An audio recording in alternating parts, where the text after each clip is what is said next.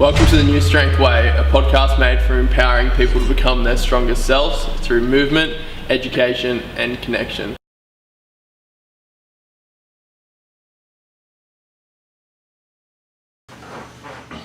What's up guys, Jacob and Nath here, and we are back with episode 2 of the Newstrength Way podcast. Today we're going to be covering all things nutrition. So Nath, what's the first thing that we start to look at when we're looking at nutrition with new clients or with our clients? Definitely what I try to focus on, what we try to focus on is trying to find out what nutrition means to them. Yeah. And what's relevant for where the person's at. There's nutrition such a deep hole to dive into, and I think an even deeper hole now with social media and all the information and trends and stuff going around. I think it can be pretty overwhelming, so to try and understand where the person's at and then apply the basics and then build from there is realistically what I've found works best and what we've found works best. Yeah, right. Like I guess it's pretty common to see like the diets of like the physique athletes and that sort of thing as they're going into a comp prep where they're not eating any carbs or whatever, and they're only on like the lowest fat meats as possible. And then you see somebody who's got to lose 20-30 kilos and they're following the same sort of diet that somebody would do 4 weeks out of a competition. Yeah. It's like you're like 4 years out at this stage. Yeah, that's pretty annoying, to be honest, that part of the industry. Like, people perceive that as like healthy too. That's for another podcast and another day for another rant, except that drives me nuts. People thinking that's like what fit and healthy looks like, when realistically they're eating nothing. They're probably taking all the drugs under the sun and they're at death's door before they jump on stage. Yeah. So healthy nutrition and a long-lasting change is definitely not found that way. Yeah, and I guess like that sort of comes into one of the next points of like the where you're at right now requires a different level of restriction than maybe where somebody else might be at. Yeah, like definitely. what you would need, your calories, your macros might be different to mine, and drastically different to say a female client that's like 65 kilos, 70 kilos, looking to cut a couple of kilos of body fat. Yeah, definitely. It's everyone definitely has to, for lack of a better term, run their own race with the nutrition, their own nutrition. The fundamentals definitely apply that we're going to get into a little bit later on in this conversation, but understanding yourself as an individual and understanding the basics tends to have the best reward, and not trying to jump into someone else's shoes, I guess. You say, like, if someone's done something and it's worked really well for them, it doesn't really mean it's going to work great for you. Like, look at their situation and what they were trying to achieve. And yes, if they were like in a similar situation, similar person, you could get some things from them that could help. But it's definitely not a one-size-fits-all approach when it comes to nutrition, especially when it's so highly affected from lifestyle and environment. Yeah, right. And I guess it's like we talk about commonly, like success leaves clues, but it's clues. Success doesn't leave your exact path, right? Yeah, exactly. Like, no one's path's going to be the exact same. I think as soon as you try and exactly replicate someone else's process, you'll come up with a lot of faults that they didn't find, because your environment and your lifestyle and the people around you are different. So the situation's different. You'll soon recognize that, and you have to mold and adapt as you go. Like, I'm all for inspiration and things like that, but I think people need to find their own path and find what's going to work for them with their situation they're in now, what their goals are, what they're trying to do, where they're at in their life, what their lifestyle is like, what their situation is. Like, there's a lot of factors that come into play, and trying to meet somewhere in the middle to have lasting change. I think something that comes up really consistently for people is trying to jump into something that's just not right for them where they're at that time, and they find themselves possibly getting results in the first week or two, then falling back into old habits and finding they're on that little wheel, and they just keep running and trying new things that don't actually go anywhere. Yeah, and there was something that I picked up there that I really liked in what you said of like where they're at right now. And I think that's a dangerous thing in nutrition a lot of the time, because like people have been on diets before and they pick up like it's this confirmation bias. It's like, oh, I did low carb this other time, like, and I was eating as much food that I wanted to, and I lost heaps of weight, and so I got to do low carb again.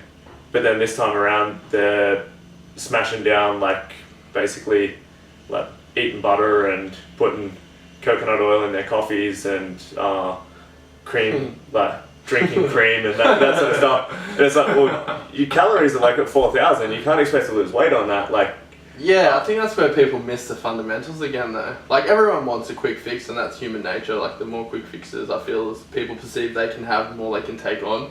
It's nearly a survival thing as well. Like, I think, right? Like, it's like what's going to be the minimal effort for the maximum return. Yeah, definitely. It's ingrained into you. Like, if you could eat the food that's there in front of you back when, like, you had to go and hunt for food, or you could go and try to find food elsewhere and you might not find it, like, you're going to eat the food that's in front of you. Probably, like, our biggest advantage / biggest, like, weakness too as people, I guess, like as human beings. But that's a conversation again for another day. That's a deeper podcast. That's not someone going off track, but I was actually going to say something there. Yeah, they're like missing the fundamentals. Like, I think what happens there is people aren't educated enough, and it's almost like a get-rich-quick scheme. Yeah. Right? They're like not willing to put in the work to educate themselves, or don't want to work for it, so they try and find a way around it. And it's very rarely what it is perceived to be at the start. Like, it's not like the highlight reel you see. I think keto and things like that, like, I don't personally have anything against them, except it's not as it seems. Like, this is very much the same as, like, if it fits your macros as well, right? You see donuts, you see like McDonald's and that sort of thing fitting into there, and then you see the rest of the meals and it's like plain chicken and broccoli bodybuilder style. Like, it's not. Yeah, it's like what did you say the other day to me? Mistaking the forest for the trees, trees for the forest, whatever that saying was. Like, it's exactly that, and I think people like to perceive it as a simple answer, and that's really the trap with nutrition as a whole. I reckon I could confidently say. And people want to make it like, if you just do this one thing, you'll lose lots of fat, or if you just do this one thing. When realistically, I feel as though the people that get the best results with nutrition are the ones that have a pretty sound understanding of it and have found what works best for them and their lifestyle. And they've addressed other things in their life as well to allow them to be able to stay on track with their nutrition. Yeah, like, if you hate your job and every Friday you can't wait to go out for drinks and eat whatever else, like, not that there's anything wrong with doing those things and you can fit them into a healthy lifestyle, but just say that's on repeat for 7 months straight. Yeah. Like, I don't think it matters how much someone learns about nutrition until they fix that one thing. Or if you're just terrible at coping with stress and your response is eating food. Yeah, exactly. And that's like super common for people, I think, because it gives a physiological sense of fulfillment. I wonder, this is not truthful, little spin-off. I wonder whether that's for eating food dulling down the adrenal response of stress. Yeah, like cortisol drops down if insulin comes up. I've heard from people. I haven't looked into it enough to care enough. I don't actually. I think the sympathetic and parasympathetic nervous system, like, you have to go through a change to digest properly, and blood flow changes too. Like, there'd be so many different things. Yeah. But again, that's a deeper depth podcast rather than the getting started one that we're giving you guys now. So let's go to some actionable stuff. Like, what are the foundations of nutrition that we look towards? Foundations is similar, swinging back to the start of the podcast, I think, like getting very clear on what nutrition like needs to be or should be for where you're at.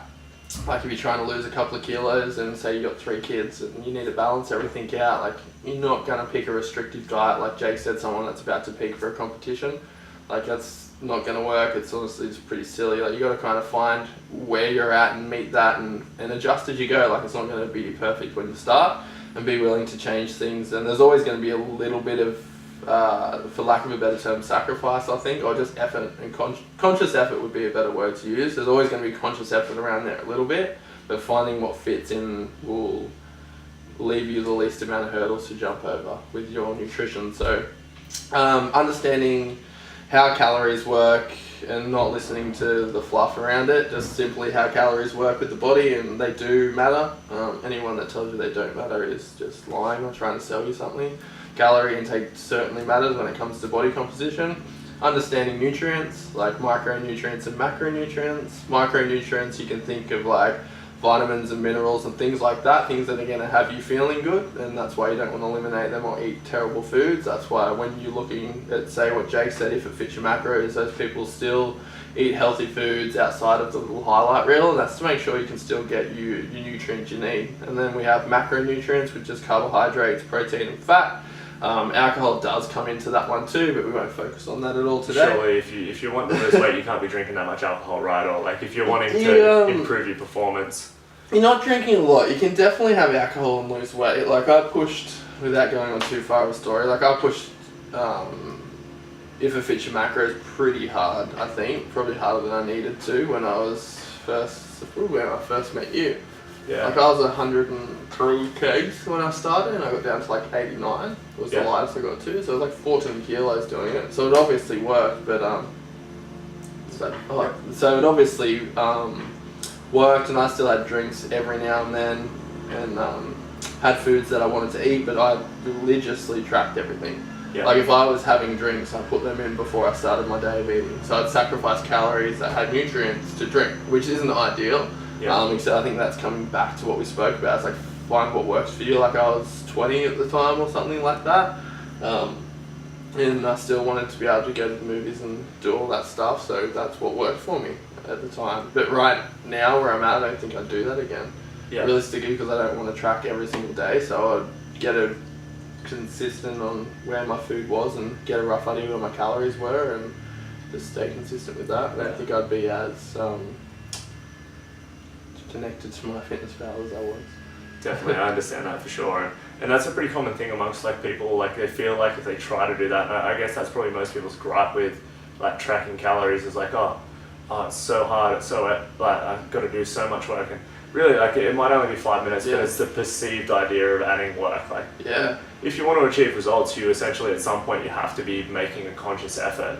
Like that's part and parcel of it. You can't get away with that. Like if you want to be real good at free throws, you can't just expect to just be dropping free throws like LeBron James.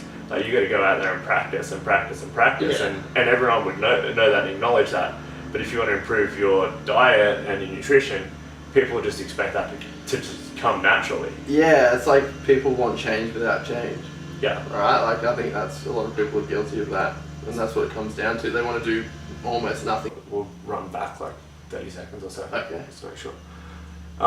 So just before we wrap this one up quickly, Nathan, I just want to go through and let's just knock down some big nutrition myths that we see pop up pretty commonly. So one of the big ideas in the fitness industry is this idea of like meal timing. Like you either need to have like meals every 3 hours, or you need to eat straight after workouts, or like not eating breakfast and skipping through. Like what's the sort of general consensus on that we found?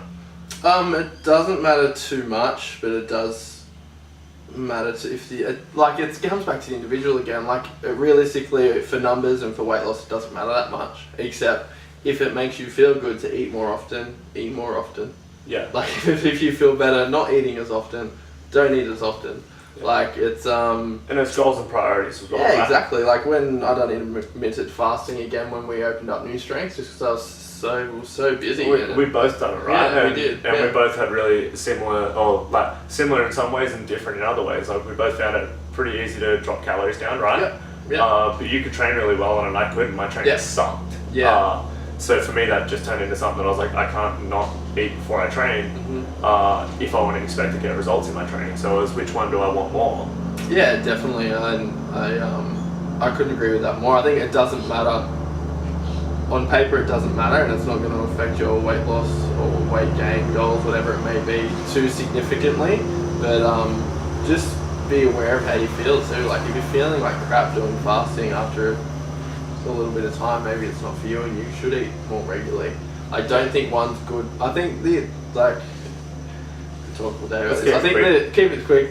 Like with nutrition, you need to get out of the mindset what's good, what's bad. Yeah. It's not good nor bad. It's like, is it going to work for you or is it not going to work for you? I think good or bad makes things way too complex. And nothing's going to be that great, nothing's going to be that bad. Like it's just about balancing it too. And I guess last one, the idea of like less food is better for weight loss. Yeah, no, it's definitely not like more is better. It's like better is better. Yeah. Again, like better is better, and you don't want to play all your cards at once. It might give you quick results at the start. Like if you drop, say, 1,000 calories a day off your total, you start to lose weight. But where do you go when you plateau like that? It's not like you can drop 1,000 more. So little efforts and minimal effective dose, and there's a few more things that go on hormonal-wise that you don't want to mess around with too much. But yes, you have to be in a deficit. Does the deficit have to be huge? No, it doesn't. It just has to be continued over a period of time. Yeah, and I guess on top of that, it's not necessarily that it's less food either. Like it just has to be less calories. It just has to be less calories, and that's where. That's what I think a lot of successful people do well with. They'll still have big like portions of food, but it's just all very nutrient dense, but not calorie dense foods, right? Yeah, and hard to hard to eat a lot of calories with them because they're so like satiating and they fill you up and so fibrous. And I think that's why eating clean was so popularized and everyone thought you had to lose weight. Because it doesn't work. It's like you can't eat a lot of the foods and it brings your caloric intake down. But yeah, definitely, I agree with you. Cool. So one last thing, guys, before we wrap this up.